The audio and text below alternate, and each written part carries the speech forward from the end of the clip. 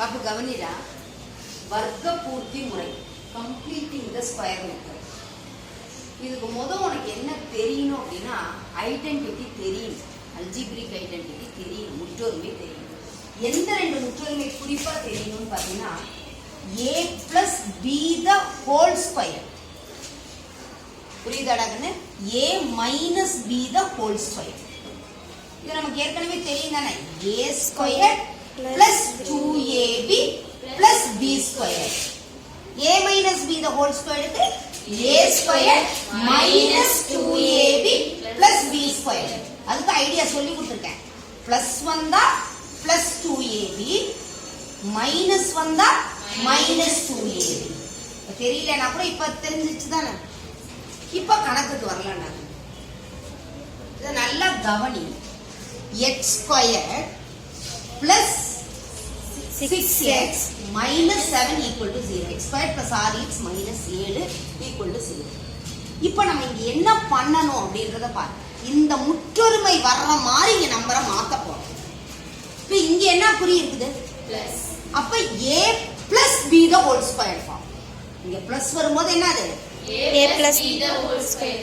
அப்ப நல்லா கவனிக்கணும். equal to x squared plus 6x. இந்த மைனஸ் 7 நான் என்ன பண்ணிடுறேன், இந்த பக்கம் கொண்டு போயிடுறேன். புரிஞ்சுதா புரியலையாடா? ரைட்டா? இந்த மைனஸ் 7 நான் என்ன பண்ணிடுறேன், இந்த பக்கம் கொண்டு போயிடுறேன். ரைட்டா? இந்த இடத்துல நல்லா கவனி. x ஸ்கொயர் பிளஸ் நம்ம ஏற்கனவே சொன்னோம் a plus b the whole square. அப்ப a ஸ்கொயர் வந்துருச்சு. அடுத்தது என்ன வரணும்? 2ab. அப்ப 2 இன்டு இந்த 6 தான் நம்ம பிரிக்கிறோம். அப்ப 2 இன்டு என்ன நம்பர் வரணும்? 3. இந்த 6 2 6 அப்படின்னு பிரிச்சுக்கலாமா, பிரிக்க கூடாதா? இன்டு x ஈக்குவல் டு என்னது? 7. கரெக்டா? கரெக்ட் இல்லையா? இப்ப நல்லா கவனி. x ஸ்கொயர் பிளஸ் இது என்னது? a. இது என்னது? b. அப்ப 2 into 3 into x. a square வந்துருச்சு பிளஸ் 2ab வந்துருச்சு. அடுத்து நமக்கு என்ன வேணும்? b square plus b square. என்ன வேணும்?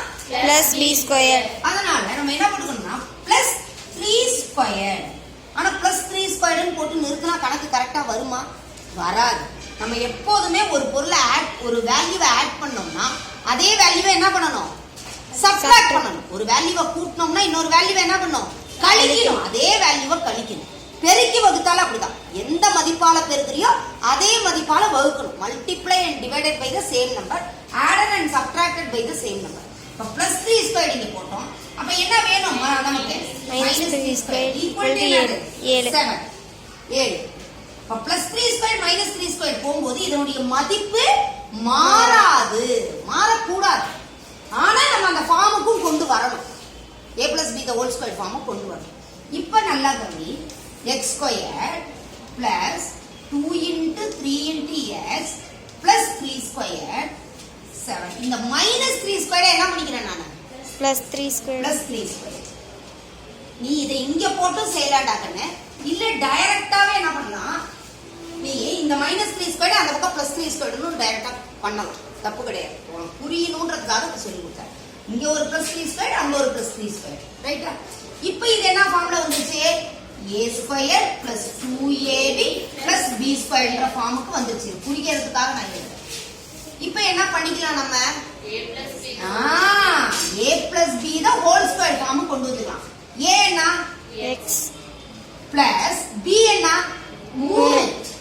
so x plus 3 the whole square equal to 7 plus 9. புரியுதா புரியலையாடா? அடுத்தது x plus 3 the whole square equal to 7 plus 9 ன்னு எவ்வளவு? 7 9 கூட்டணும்னா 16. ரைட்டா? ரைட். இப்ப என்ன வேணும் நமக்கு? x plus 3 equal to root of 16, root of 16. So x plus 3 equal to என்னது? plus or minus 4. அத மறக்கவே மறக்காதீங்க.